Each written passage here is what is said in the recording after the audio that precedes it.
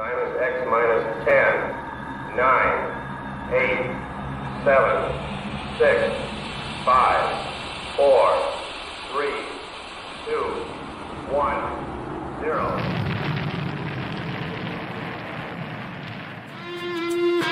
It's the Rocket Hour. Y'all are now tuned in. Time to hit the pick four that you'd love to win. If your money's coming slow, step on the faster track with your host, Ricky Pasternak. Let's go.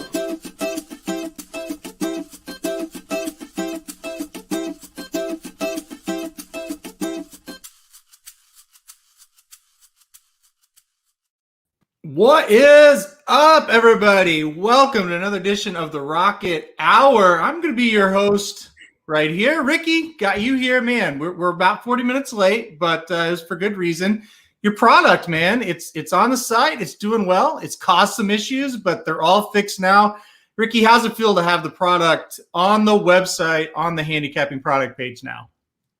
It's been a long time coming. I guess the biggest thing I learned is that when you have a timeline or a plan for these things, it never goes according to that plan. That's one, especially when you have a third-party person and dealing with, or a company, things like that. But no, I'm just excited to get it back on. It.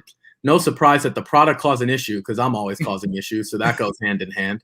But no, I'm excited. It should be a lot easier for hopefully everyone using. Just make the website a little bit cleaner, more efficient, those types of things. I tweeted out last night just a few pictures of what it looks like, more or less. I did the best with the graphics. Might not look best graphically, but it's more so just to thank you guys listening and you guys showing support. I started, it was like 11 months ago, I think, to the day, and it's come a long way. So I just want to thank you guys for the support, and hopefully this allows us to kind of keep it going, keep the momentum rolling. Yeah, definitely. It looks good on the site. Yeah, you see, it's funny. We added you, and yours was fine. And then Wednesday, the premium products didn't work, and then today the Sama bombs didn't work. But it was just for a couple of minutes, fixed very quickly, and now we're good to go. Yeah, listen, I was going to talk all about Royal Ascot and Stradivarius, but he lost, so we're going to just ignore that. You know what we're going to do, Ricky? We're going to hop right into it because I don't even want to talk anything about Ascot. We're going to hop right into what we're doing today. We're back to our roots. We're doing the late pick four at Belmont Park today. Ricky, you said a little earlier off air that it's a beautiful day. We're on the turf. Everything looks good to go. I think we've got a really good sequence. So we'll kick it off. Race 6, a maiden special weight for fillies and mare 3-year-olds and upward on the turf. Another 1.25 mile race on the turf that we cover here on the Rocket Hour. Seems like we get these all the time, Ricky. Field of 8. I'll let you start. You can kick it off here. Where'd you go? Yeah, this is different for me. Usually you kick it off. No, for the record, I think one of the things that we talk about, before I get into the preview, is identifying your weaknesses and your strengths. This distance on the inner turf, the inner turf at Belmont, one of the biggest weaknesses for me. So when I'm playing the sequence, I go through the sequences and what is my strength and weakness. This is definitely the toughest for me, especially maiden special weights that have tried multiple times. I put the 3 on top, Miss Bonnie T, for the mere fact that I think she's going to be on the lead. Obviously, we can get into the pedigree. One of the things that I look for when it's a unique distance, and I would say 1.25 miles, only going 2 turns, which is very, very rare on the inner turf. Nonetheless, here at Belmont, it's a rare distance. It's a unique distance. You see it at Belmont, but you don't see it everywhere else. This horse has Animal Kingdom pedigree, and she's never gone this long. She went 1 1/8 miles once at Aqueduct, and that was her best performance. There are a multitude of problems with every horse. I think we can make a case that there's an issue or a strength for every horse in this race. I think the strengths outweigh the downside, or the upside outweighs the downside with her. I'm really excited for her to go long, and I think she's going to be on the lead. If anyone has seen Belmont, I would say, Aaron, for the last, let's say since June, for the sake of the conversation, I'm pretty sure Jose Lezcano would win the best turf rider at the meet. I don't even think I think it's a runaway. He's up to 16% win rate. Jose Ortiz is at 21%. And from the time I download this, Luis Saez is at 12 and Rosario's at 19. Castellano's at 12. It's just a kind of an overall factor of how good this riding colony is. And when Lezcano gets on the turf, that's really where I like him best. So that is my top choice. I did use a bunch. I'm going to throw it to you, and then I'll take whatever you didn't do. But that's the horse I'm really, really excited about for in the spot, even though she is 0 for 5. Yeah, I mean, I think again, you said it best. You just got to look for those distance specialists, and I definitely use that horse as well. And the big thing, getting out in front. We talk about that a lot with these kind of races with Miss Bonnie T, and I think this horse will be in front early on and be tough to run down. I also lean on your normal turf trainers heavier at the further the races go. And that's why I put number 8 Black Sand on top. Just a 3-year-old. So having to face olders, and I know that is a little bit of an issue always, but it's a race, they're mostly 3-year-olds, only a couple 4-year-olds in here. So I didn't take that into account quite as much as usual. Has a race over the distance, last time out and the track, obviously Belmont Park going 1.25 miles. Very similar spot, got second, only beaten a length and 3/4. Chad Brown, I don't think you can really go wrong with there. I put her on top. I also use Single Soul. This horse, I'm interested to see. First out as a 3-year-old, definitely has the pedigree to go long here. Very good trainer, Graham Motion. He's pretty solid off of a layoff. Gets Jose Ortiz aboard. I like when these two, get together as well. I thought the one, we don't really know what this horse is yet, a bit, because, that jump from 2 to 3, they can take a big step forward, and they also can take a big step forward from 3 to 4. So that's kind of some angles that I look at. So I had the 1 and the 8 as my first 2 horses. Like I said, I did use your 3. Also the 7 Flaming Rogue, second time out in the United States. First time out, went 1 mile and 16th. Was second, beaten 3.5, second time out, stretching out, Rosario board once again.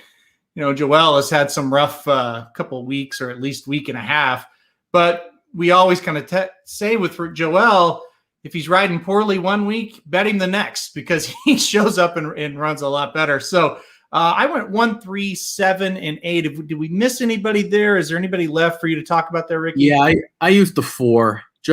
More so just because she has turf pedigree on the dam side, obviously sired by Blame. Only 1 start this year, and it's the other Graham Motion. For all the things you said about Graham Motion, this one comes in at 5 to 2. Now, the only logical reason why I could say she's 5 to 2 is because she has 1 more start, and it came this year. That's about it, because I think when you just look at the running lines, if you take away the connections, Graham Motion and Jose Ortiz, and you take away Graham Motion and Junior Alvarado, I think these are pretty similar horses. I just think the massive difference is having a race this year. So second off the long layoff, as opposed to first off the long layoff, going 10 furlongs. That's probably the only difference in the price. Maybe there's some background analytics, speed form figures that might suggest otherwise. But if I'm just looking at the running lines, just looking at the past performances, no background data, that's the difference. I went 1, 3, 4, 7, 8, understanding that I'm going to take a short price. I just want to get through it. I think, honestly, if we look at the whole card, I think this is the most difficult race of the entire card, in my estimation. Yeah, I mean, it seems that's kind of the theme when we do these. You got to go deep. You got to go deep. It's just somebody will jump up and beat you. I don't know why this horse, and I'll ask you, do you really, I know you used him, and I don't think it's a dumb use, but do you think this horse will go off as favored? Because I don't. I don't either. I really, really don't. If I were to place win bet, so if we were to, I guess, let's transition to that, I would, just at knowing if I was going to, if we were playing the sportsbook game where it's like, all right, I see 9 to 2 on Black Sand, I could lock that price in. That's what I would take. Like, I would not take the 5 to 2 on Palamos. If you look for all the different reasons, if I look at Black Sand, there on the running lines, there's nothing that she hasn't done that Palamos has done, or the other way around. She's gone this distance. She has 2 races under her belt. I still prefer Javier Castellano over Junior Alvarado, and I sure as heck prefer Chad Brown over Graham Motion. So I'm with you. I'm not really understanding the 5 to 2 morning line. It's also one of those races where it's like Graham Motion doesn't need to have 2 in there. It's not like it's a stakes race where one's going to be burning up the, you know what I'm saying? Like, it's not one of those things. So I'm kind of with you. I'm very skeptical, but the only other way you could play it is if you're like, I'm going to just go with like Clement, Chad Brown, and pick one of the motions. Like, you want to go short. I just don't, because I really like the 3 also. So I'm not sure for the speed factor. I just want to survive. This is a pure survive for me. Yeah, no, I definitely get it. And Nick, I hope the 11 wins at 50-1. Let us know if the 11 wins there at Ascot. I said I wouldn't do it, but since you picked a 50-1 shot, just let us know. Yeah, I mean, I think you're right. This is survive in advance mode here, especially because I do think, a race we're going to talk about next. And I guess we'll just segue right to that race. I think we can go short, and I think both of us have. It's race 7. Allowance optional claiming here, going 7 furlongs on the dirt for New York Breds. Field of 6 with the scratch of number 6 Wasp. So we do have a field of 6 now. Let's see, my turn, I guess, if we're going to keep true to the Rocket theme. I almost singled number 4 Maiden Beauty in this spot with the scratch of Wasp. I did kind of like Wasp, but I like Maiden Beauty here a lot. Back to a fast track, second time off a little bit of a layoff. Horse won 2 races in a row there at Aqueduct. Just kind of looks to be the best in my opinion. And I know the race last time out wasn't great. I think this horse bounces back here and runs a pretty good race. Again, a little scary, gets Rosario, and we just kind of talked about, oh boy, Rosario hasn't been good, but I just think on class, this horse stands out. So number 4, Maiden Beauty, that was my top choice. I did use one more. I'll wait to talk about her as I know you've got a couple here. Yeah, just for the mere fact, I'm with you. You talk about Rosario, and again, if he's bad, he's bad. If he's great, he's probably the best rider in the country, one of them. But if you look at the other riders, and this is just me, Aaron, they're just some that I'm not betting. One of the Benji Hernandez, 1 for 96. That'll probably be about 1 for 100 by the time the day is over. 1 for 99. Hector Diaz. I mean, the horse isn't horrible. I don't think Dublin or Nothing is horrible, but she's not going to be good enough to win with a rider like that, as far as I'm concerned. Again, you let go of Wasp, who I definitely thought needed to be considered, the Pletcher Saez. And then Lescano, I think he's on Courageous Girl. She was brutal last time out. Bobbled at the start and hasn't been seen since. Now it's about the same level at Aqueduct. They call it the 40,000 level. At Belmont, they invest a little more money, put a little more money. It's the 45. So I think, honestly, Aaron, to me, it was one of those, like, they eliminate themselves. So I'm kind of with you. I'm with the 4 Maiden Beauty.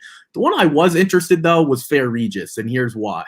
The races at Aqueduct aren't nearly as good at Belmont as opposed to Belmont, even with the conditions staying similar. A lot of horses go to Gulfstream or Kentucky or whatever. I know Vladimir Serin is over, and Robert Falcone brought horses out west. So you can go in a lot of different directions early on. Fair Regis ran in the Videogenic. I hope I said that right. Rubies in Time is a really, really, really nice horse. If you don't know anything about Rubies in Time, she really ran away with this field in that race. And I'm not sure there's a Rubies in Time in here. Now, Maiden Beauty is the horse to beat, but I think she can keep up with Fair Regis. And Chris Englehart, the Englehart connections, know when the horses can go from Finger Lakes and run at Belmont. They won't go from Finger Lakes to Saratoga because it's very, very tough. Or Finger Lakes to Aqueduct even. They could do that as well. Dylan Davis has also done really well. And the last time Dylan Davis was aboard, this horse won by 11. I know it was against Claimers, but that's my second. I'm with you. I think Maiden Beauty is the mare to beat. Yeah, I definitely think Fair Regis makes sense. And like I said, 233K earnings there, Rick. Nothing wrong with the 5. So Jared agrees as well. Yeah, I almost threw that horse in. Makes sense. I definitely agree. Like, a lot of people will see that Finger Lakes form and go, oh no, not now, not at Belmont. But with the Engleharts, they've got a really good gauge. They are the kings of Finger Lakes, and they've got a really good gauge when they need to send a horse or have the opportunity to send a horse to Belmont and think that horse can compete. So I like the ad there of the 5 Fair Regis. I didn't go that way. I went number 1, Rosa Veloce, as my second horse to use, and it's purely I'm afraid from a speed standpoint. I look at this race. I don't know if anybody goes with the 1, if the 1 can put up the kind of fractions that she did 2 back at Aqueduct. I know things have changed now. I know this is first out, or I guess second out as a 3-year-old, but first out off of a long layoff. But I do think if this horse gets to the front, might be kind of tough to run down in this short field where there's not a lot of pace pressure. So, I mean, I think this makes sense. And there you go. Handicapper says the same thing. What about the 1 back also in the class drop as well? Back fresh, now back to the allowance. Ran in a stakes last time out and just got swallowed up. Yeah, I definitely think there is an angle there where the 1 can take this field gate to wire. So I definitely wanted to throw her in here. I think we're all kind of thinking, hey, the 4 is going to be tough. We're going to take a shot with one other one. Is there anybody else in here, Ricky, that you want to give a shout out to, or do you think that's pretty much 1, 4, 5? The only horse I would take a shot with, the 1 for me is just a throw out because she seems to fade, and I don't know if this is the right distance. I think she really ultimately wants shorter. With that being said, this is a complete long shot.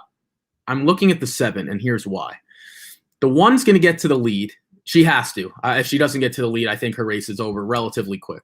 But say she does. The 4 has shown the ability to be close. The 5 is probably going to be 3rd or 4th. If this thing heats up for whatever reason, if it does, the 7 is the now we're not going to see 15-1 morning line. I think that's nuts. Obviously, that's not going to occur, especially with the 6 out. If I were to get 6 or 7-1, as opposed to the 1 who's probably going to be, what do you think, like 3-1 now, something like that, 7-2 at best, because the 4 is probably going to be even money. That's my guess. So again, I know Mike's in the background probably making fun of my odds making. It's not good. I try to do it off the top of my head. But let's just say the 7's 8-1, or just taking a guess. I think that's a decent play. And again, I'm getting Lascano and Donk. I just talked about the Rubies and Time race.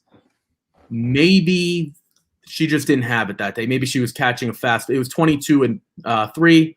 She looks like she wants longer. That 7 furlong race, she did win. So maybe somewhere between the 7 and a mile or 8 is what she needs. So that would be the 1 that we didn't really talk about that I would consider. Don't love it, but that's kind of where I am. Yeah, I agree. I mean, it's taking a long shot here is tough because it just does look like it should be 1, 4, or 5 that gets the job done. And Jared made another comment on the 1 talking about the race at Saratoga on August 5th, which actually was the debut race for the filly.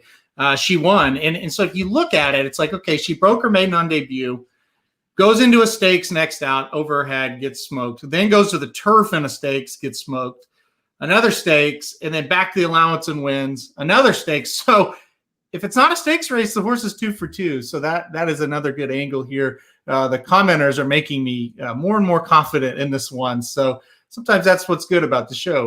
We all are kind of a community working on this together.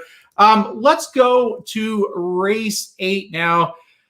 I don't know. The 6 race was tough too, but I thought this was a pretty tough race as well. And a race we might need to go a little bit deep in. We'll see if Ricky agrees. It's an allowance going a mile and a 16th on the turf for filly and mares, 3-year-olds and upward. Field of 9, no scratches here. I'll kick to you first, Ricky. What do you think? There is a scratch. The 3 Stolen Holiday is now out. Okay. Thanks, Equibase. Yeah, that kind of messed me up. Now, Grant, for the record, this is a 3 o'clock post or 3:05. So was this a late scratch? I just refreshed it. It is, yeah. Okay. All right. And Mike nodding in the background. I literally just refreshed it. I'm going to have to adjust. So let's all right. With that being said, since the 3 was my top choice, let's talk. And then, so Aaron, I'll give you a few minutes to kind of adjust. I'll talk about the 1. Okay. Candy Flower. The distance is not an issue at all by Twirling Candy. There's nothing, absolutely nothing this filly has done wrong. Like, not a thing, which is really, really nice. She's come to Belmont. She's run, hasn't done the best here, but she was a tough luck loser last time out. She made a move, was right there. Luis Saez had her on the front end, and she just got caught because she only has 1/3 and 2 starts. She hasn't finished worse than 5th at all since last December. Hasn't finished worse than 3rd by half a length this year. Now, she hasn't won in 2 races. That's fine with me, though, because if you're going to be that consistent, you're going to be a player. And at 5-1, I'm more than happy to take it. The problem now becomes, what type of price are we going to get? I'm very, very, very, very hesitant on that part, because I think we're going to get a low, short price. But that's where I stand. I'll talk about that one, and then I'll see what you have to say, and then we'll kind of switch it up from there. Yeah, same top choice for me, the one, and you pretty much nailed it. I don't need to go on about it. I did use the 3. I will still go 4 deep here. I'm going to go 1, 6, 7, and 9. That's going to be the 3. I've got mine updated there. When you get yours updated, you can throw it back on there for everybody there, Ricky. Yeah, 1, 6, 7, 9 for me. I do like the 1 as a top choice. Who I had in second was the 9, Princess Fazia. Let's go with that. I think that sounds good. Princess Fazia. You know, it's a situation. The horse had some improvement, I thought, last time out. Got beat by Candy Flower, but was definitely within range. And I think we're going to get a pretty decent price on this horse. Changes jockeys to Lescano today. I don't think that's a bad thing. He's very hot right now at Belmont.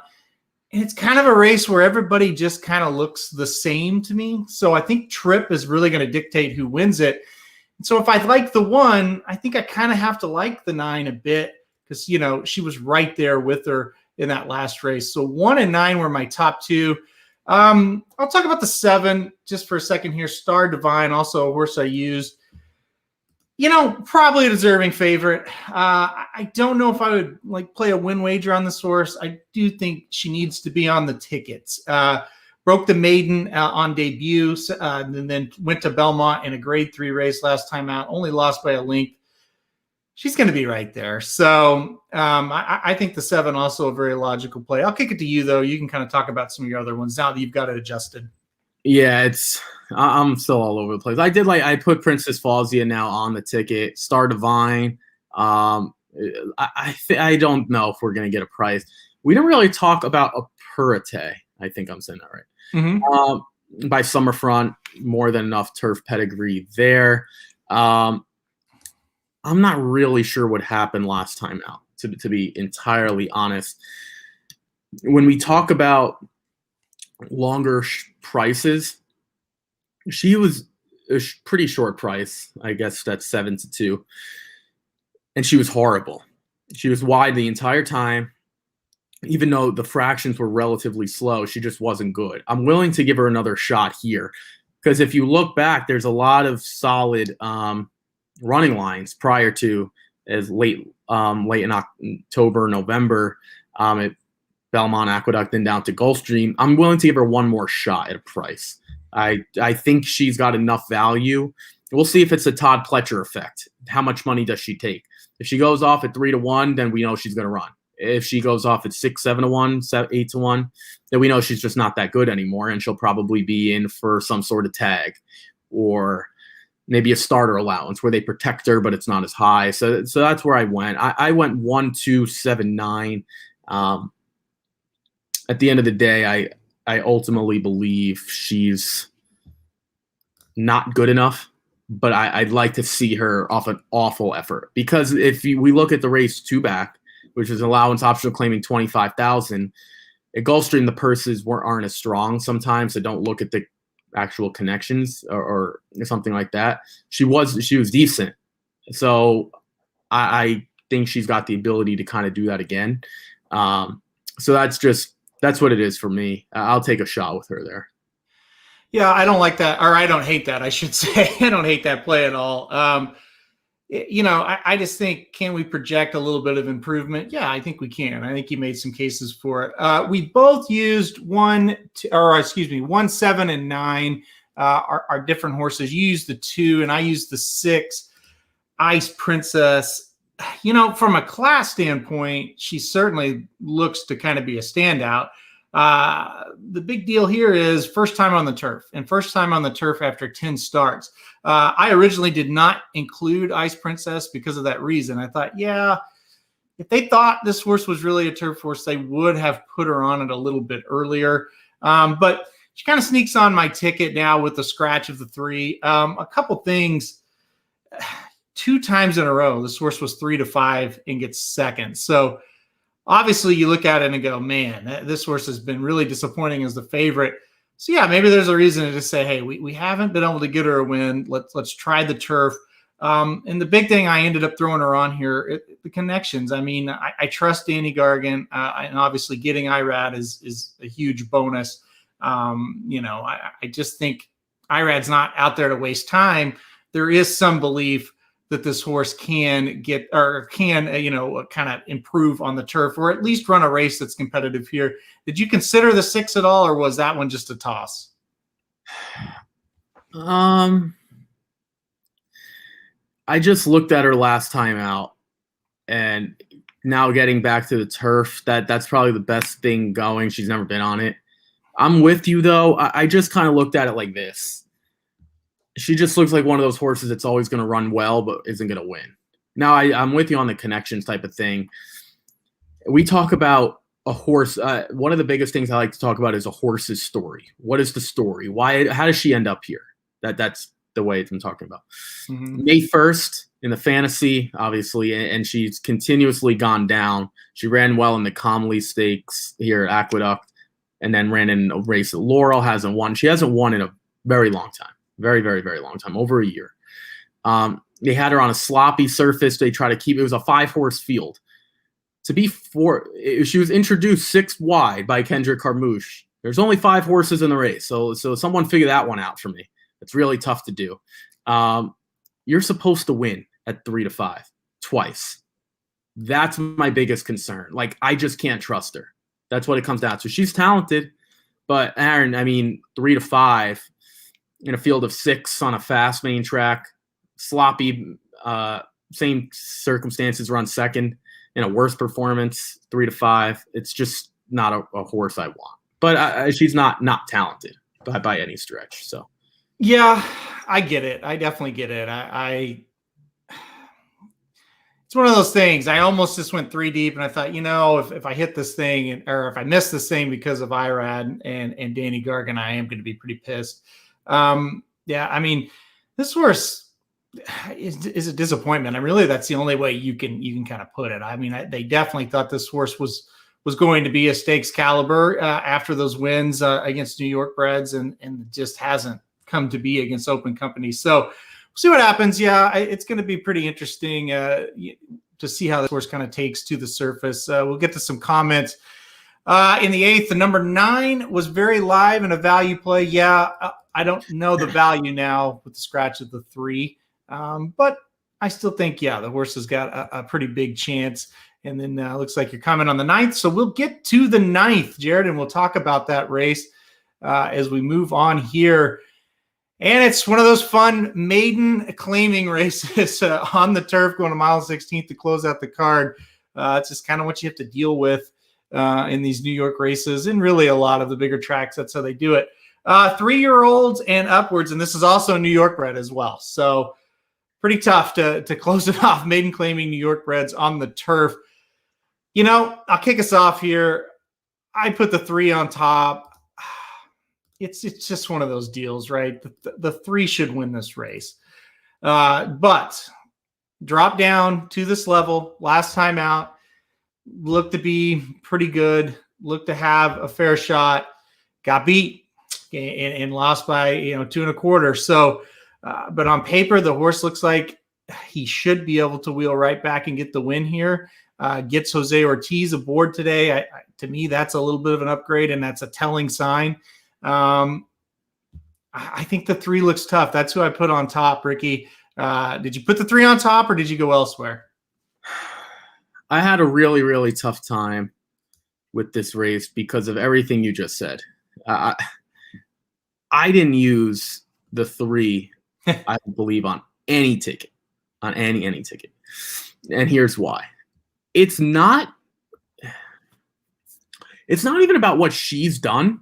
It's just like, to use a horse at that price when you've had so many chances, no thanks. Now, with that being said, all the horses I did use are relatively unknown. I mean, I'm going to walk through all of them, and I'm going to try to convince you to change your ticket. You have a $48 ticket. I'm going to do my best to convince you with one of the 3. I have 3 shots I need to hit at a 33%. Let's start with my top horse, Straight Skinny. Well, she was straight shit for the first half of the race, though. If we segment the race from, let's say, 4 furlongs and 3 furlongs, because I don't want to split it 3.5. 4 and 3, for the sake of the conversation. She made up towards, when they pretty much hit the top of the stretch, she made up over between 4 and 5 lengths. It took her a long time to get involved. Now, what I will say, 22 and 3, did she get involved late, or did everyone else fall in front of her? Oh, yeah, Nick, you're a smart man. What's the situation there? Because the comment is 6 wide upper, late interest. It's always interesting. You got to watch the replay. Is it truly late interest, or did the speed fall apart? Because when you have those types of maiden claimers, they don't understand where the wire is. They got no clue. But this horse on debut, I think, has a lot of upside.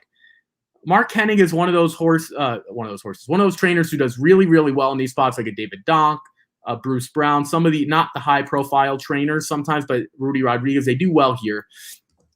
This horse literally, Aaron, can't start any worse. I mean, the horse was close to 10 lengths back when they broke from the gate and finished well. I like that here, and there's going to be a few less horses in here as well. How about the 6, Brennan's War? By Ward Answer, there's some turf pedigree there any given Saturday, a little bit. Not the best turf pedigree. We're not talking European pedigree or anything, War Front, Summer Front, nothing like that. But do we know what he is? The answer is no. I got no clue. And at 6-1, I think this is David Aragona. Maybe he knows something I don't. Dylan Davis has come back off his injury, rode really, really well. He's been in the money in 8 out of 16. 50%. That would be great for anyone. I'm trying to take every shot. I don't have as strong here, but I don't know if this race can't be won by a first-time starter. He's the only one. So maybe this isn't the best field. All right, my other one. Tough Workout. Boy, his race was tough. But it's cool. Manny Franco will relieve me. Yeah, okay, I got 3 shots to beat the 3. Because that 3 is going to be the favorite. This might be the most compelling case. I don't know where you want me to start. First of all, Rapoli, Rudy Rod, Manny Franco. I think the connections speak for themselves, especially here. We're not talking about those connections in a grade 1, in a Carter. We're nothing like that. Just maiden claiming. So we'll start there. That's pretty solid. This horse was supposed to debut on the turf. Race gets taken off. I don't know why they kept him on. I'm not sure it's because of all right, we'll see what we have type of deal. And maybe he was ready to go now. Obviously, I'm not going to have that information. He breaks extremely, extremely sharp. The first half goes 46-2. Good luck to any maiden claimer trying to hold on. Now, granted, by that point, he wasn't even on the lead anymore, but he did break extremely sharp over the slot. He's asked to go a mile on debut. That's really tough for anyone, let alone maiden special weights, maiden claimers, me and you. That's really tough to do. 8 furlongs. Okay. Goes off at 12-1. Slowly lost ground. But he did lose to a horse named Ringgood, who finished second. Ringgood went on to win next time out. I think I just made 2 really compelling cases. One not so compelling case on the 6. It's more so, though, I just think that we have an opportunity with a first-time starter. I just don't know if this is a race that is going to be won by a favorite. If you were to take Lord Flintshire, mind you, Flintshire is a pretty solid turf sire. Probably the best pedigree, I would assume. in this race. Shout out to Girolamo. If you want him, $9. That's pretty amazing. This might be Flincher's one of his worst horses ever produced. So with that being said, 6-5. The other thing, Aaron, that I think is important that a lot of people don't key on, but I do. Why did he only get Eric Consell last time out? So I said to myself, I don't really know. There are probably some other decent ones in there. Would I have taken Manny Franco? Probably. Would I have taken Trevor McCarthy? Maybe. Would I have taken Lezcano? Probably. There are other ones in there, and I think that's really, really important to point out. Sometimes the riders that these horses have had tell you the story of where they ultimately belonged. Now, that's doing some deep dive, but 6-5, I wouldn't be shocked if that horse floated up. Not just because of not because the betting public's listening to me, but if you were to take 6-5 on that horse, good luck to you, because he looks like he might be a career maiden. So that's all I have to say. Hopefully I convinced you to switch it up, and it looks like I did. Well, the 6 and the 7 I already had on the ticket. I will start with the 7. I almost put this horse on top. And Nick Pillman's talking about the speed. Who's going to be on the lead? I think it's the 7. I think the 7 is going to take him to the front. You look at the race last time out that Ricky talked about. Went to the front and faded. That race was meant for the turf and was rained off and moved to the main track. So we really don't know what this 7's all about. I think you're going to see an improved effort, and you caught a field here where if that horse can get to the front and set a little bit more reasonable fractions, we'll be fine. That horse will be fine and could take him gate to wire. So I'm with you on the 7. The 6, yeah, same thing. That's the other horse I used. I'm with you. Like, it looks like if a first-time starter can run, they can win here. So that's what I'm looking for with the 6. I definitely think the pedigree is there for this horse. War Dancer by an Any Given Saturday mare. I think it's right there for the 6. And, you look at Kimmel, not terrible with first-time starters, not like his huge strength, but not a weakness either. Pretty on par with the rest of his percentages. So I think it makes sense. And you kind of talked about Dylan Davis. He's riding pretty well right now. So, this is the kind of race where Dylan Davis wins it, because it's just not a high caliber race. So I'm with you. I'm going to leave the 3 in. Your 10, I never like betting these horses back that start horribly on debut and then close up late. I'm with you, though, with the fact that, hey, the horse did close ground, and, with a better start, if the horse shows that closing kick again, probably going to win. But I'm not a fan of betting those horses back that miss the break and then rush up late on debut. So we'll see what happens second out. Another reason, this horse was 43-1 in that race. Damn, 43-1 and a maiden claimer, 40K.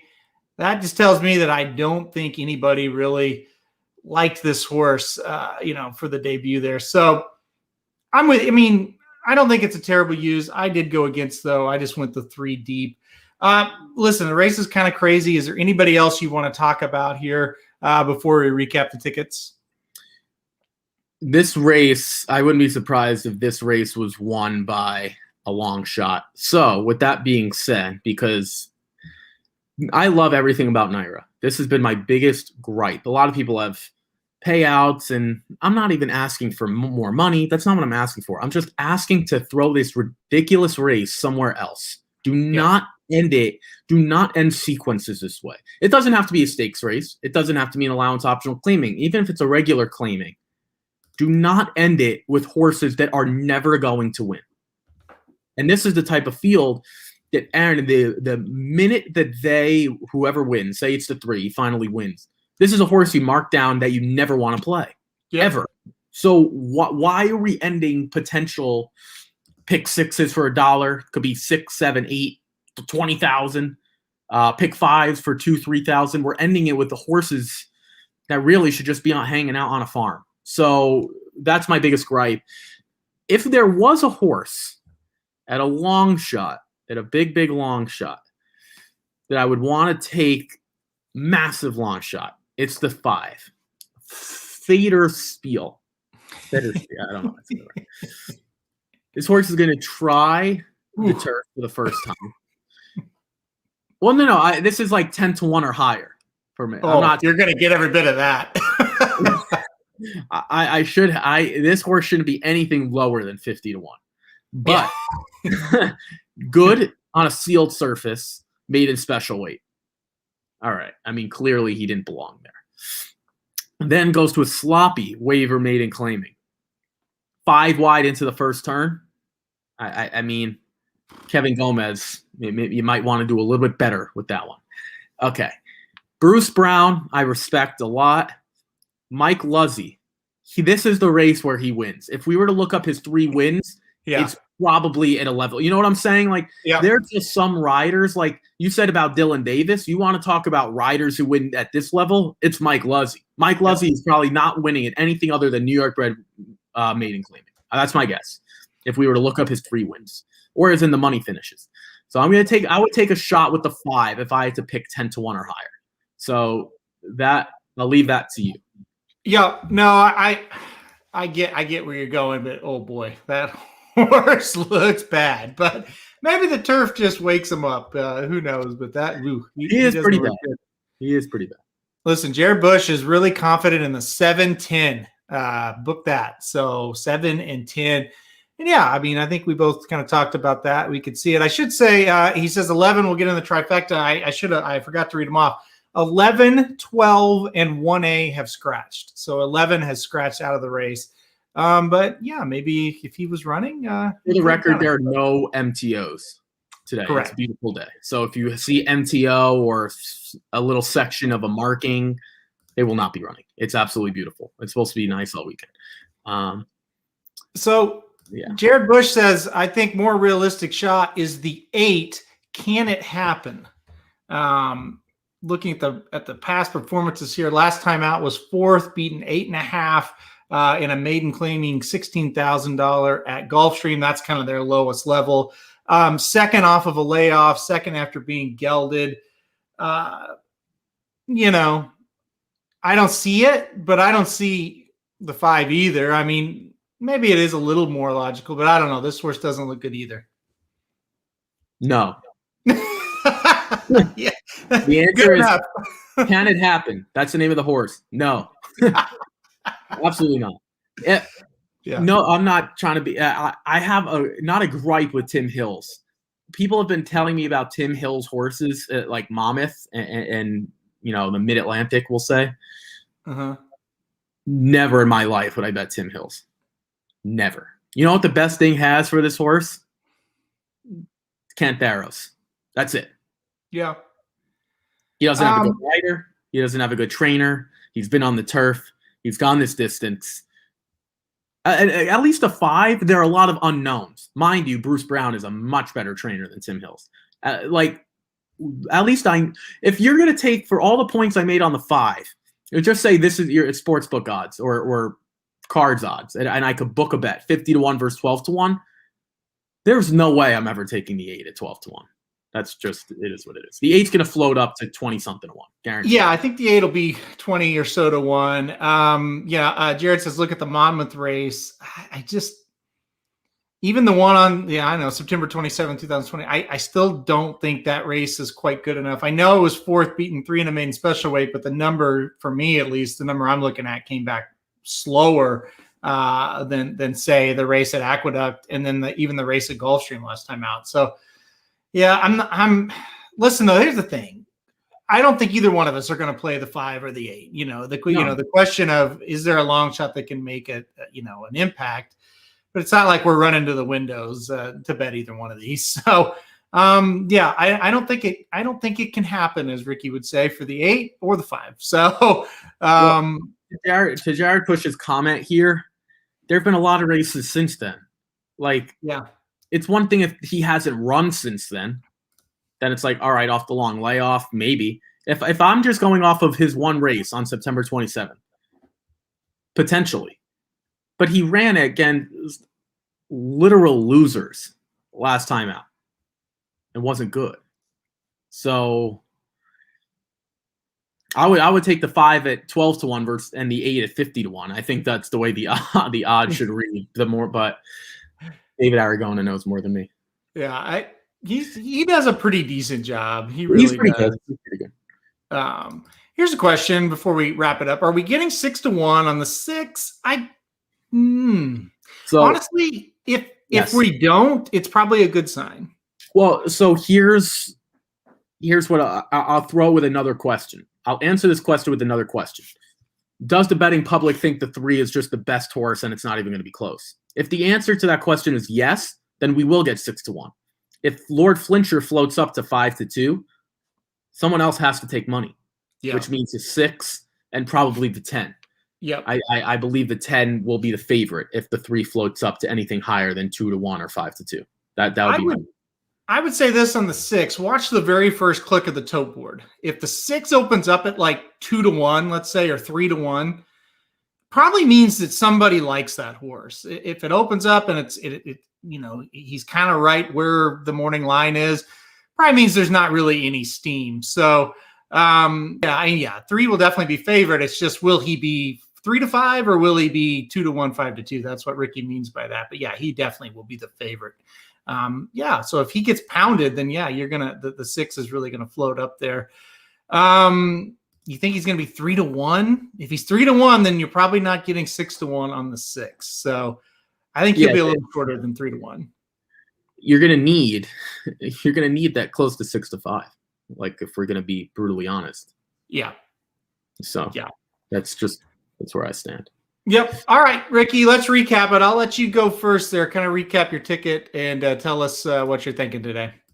I went with, and we'll start in race 6, 1, 3, 4, 7, 8. They're all short prices. If you got a shot, you're on the ticket. That's just the way I'm going to leave it. The next race, we went with the 4 and the 5. I think the 4 is the horse to beat, but Fair Regis coming from Finger Lakes, we'll see. I don't like the 1 at all. Again, maybe keep an eye on the 7 if you're interested in a long shot there. Then I went with the 1, 2, 7, and 9. I was really high on the 3, Stolen Holiday. She will not be running. Keep an eye on a Purite, the 2. Just one bad start, but outside of once she broke her maiden, it took a long time. She's been pretty good for the most part since. Just one bad start, 3, 4 wide, maybe a better trip here. And then I went with the 6, 7, 10. I want nothing to do with the 3. I'm sure that'll come back to bite me when there's a pick 5 paying $1,500. But nonetheless, I want nothing to do with her. And I've learned too many times taking a favorite at that price in these events usually spells disaster. So I'll go 6, 7, 10, and I'll put the 10 straight skinny on top. I actually think it was late interest, not horses falling down. So that's where I was, 6, 7, 10 to wrap it up. It's a $60 ticket. I think there are more than enough prices I can get on there. Even with all favorites, with the 3 takes a lot of money in the last. Even I think that should be good enough if we could beat the 3, which I think we can. Yeah. Well, who knows? Maybe I'm heading for the disaster. So race 6, I went 1, 3, 7, and 8. Just trying to survive that race, like you said. Race 7, the 1 and the 4. I think the 4 is the one to beat, but I think the 1 could take him gate to wire. I want to have him involved. Race 8, 1, 6, 7, 9 kind of turns into a mess with the scratch of the 3. And I'm going to use this bad favorite, Ricky. 3, 6, and 7 in the last for me, a $48 ticket. Quick questions here. What time does race 6 start? It's 5:43 Eastern time, 5:43. So they start at 2:05 today. A little bit of a delayed start time. Or an afternoon start time, I should say. Let's see. Inside the Pylons guy hating pretty hard on Ricky's Rockets today on Twitter. I'll say this. I love you guys. Thank you, Nick. Who's the Inside the Pylons guy? I don't know. It's some guy on Twitter that likes to call everybody out. Here's the deal. 99% of our site is free. This show is free. You get free picks, win picks for every track. You get free articles. If you don't want to buy it, don't buy it. Pretty simple. We wouldn't put it out there if people weren't buying it. So it's pretty simple. We just kind of do what our customers want and not what people want us to do on Twitter. Everybody can have their opinion. I respect inside the pylons, but what are you going to do? People like to buy Ricky's Rockets. People wanted a subscription. They got it. We're selling them. I don't know what else to say on that. Yeah, Aaron and Ricky made my Belmont Steaks. I'm a loyal customer forever. Yeah, that was a really good day. Belmont Steaks, Ricky killed it on that. And thankfully, I got hot late and it was bad early. But you were hot the whole day, so that was good. Was that your most fun you've had at a track that day?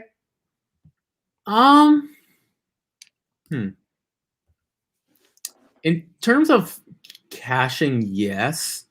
Honestly, there are a lot of losing days at Saratoga where I still have a lot of fun. So yeah, it's been, you know what I'm saying? Like, it's just the atmosphere type of thing. And I've had winning days there. So it was the biggest, if you combine the stakes with the winning on Belmont Day, probably, but at Saratoga, a good day is up there too. The comment from inside the pylons is referring to the subscription prices. Oh, okay. Yeah. It's not like hating on the product, which I prefer the subscription prices to be hated on as opposed to the product personally. So look, it is what it is. Honestly, I just don't get on Twitter anymore. That's fair. Well, I had to look it up. I don't follow They're it. all, well, yeah, absolutely. But everybody's always mad at something every day. And today it's you. Tomorrow it'll be something different. Yeah, Race Dudes helped me last week at Sam Houston. Awesome. Yeah, that's the thing. We cover all the tracks. So definitely check it out. And like I said, whether it's free picks, premium picks, whatever, we're here for you. Saratoga, July 16th. Ooh, yeah, can't wait. We'll be there. Are you going to be there, Jared? If so, let us know. Because the Rocket Man and I will be there too. You have like a seminar, right, that you're doing before the races that weekend? Yeah. Sorry, I didn't. Yeah, no, I am. I'll be there. I forgot the name. I'll give it a shout out. It's going to be opening day. I think we're aiming for 11:30 in the morning. That on opening day, their post time's like 1:05, something like that. So, or 1 o'clock. So yeah, I will be doing a free. If anyone's interested, it's completely free. I'll be doing it. It's literally the handicapping seminar. Is literally, if you guys have any idea where the clubhouse entrance is, there's like a trackside grill literally right there. That's where it's going to be. I think it's about 50 feet from the gate. So it's not like, you got to go into town first or you got to anything like literally you could just show up, sit down, drink a beer, throw beer at me, whatever you want to do. Doesn't matter. It's completely free. And it's going to be sponsored. I think they're going to try to do like free food as well for opening day and the grill type of thing. So it's going to be fun. I haven't even asked if I could bring Aaron. I would love to bring him. We'll focus on the details, but yeah, so that's going to be opening day and I'll probably be doing it Whitney Day as well, which is Saturday, August 8th, I believe. So that's good news on that front as well. Yeah, very cool. Very cool. That'll be fun. And yeah, listen, Code of Honor, when he won that Travers, I was very excited as well, Nick. That was a fun day. Always love when Shug wins a big race like that. And especially when I had the worst bet for a lot. So that made it good as well. All right. Let's see what we did. We got 53 minutes in. I feel like that's pretty good. It's been a hectic morning, but everything working smoothly now. Tomorrow, right back at Belmont, right, Ricky? We're going to do the pick 4 again at Belmont for Friday. We are. Well, it's up to you. It's your show now. That's true. Yes. Let me rephrase. We will be doing pick 4 tomorrow at Belmont Park. A couple things before we go off. 5:30 Eastern time, Magic Mike Show will be going live. Special guest Caleb Keller will be joining the Magic Mike Show. Magic has a root canal today, I believe. So good luck, Magic, with that. I think he will be coherent enough, but maybe he won't be able to talk well enough to be on the show. So Caleb Keller coming on the Magic Mike Show with Samich. And then sometime at some point tonight, the Blinkers Off Show will be live. Jared and I will be talking about some of the stakes action. My guess is we will be talking about some of the stakes action coming up this weekend. So, all right, Ricky, that's it. That's the show. Without further ado, we're going to say goodbye to everybody, and we'll see you back here tomorrow at the normal time of 11 a.m. Eastern. Good luck, everybody.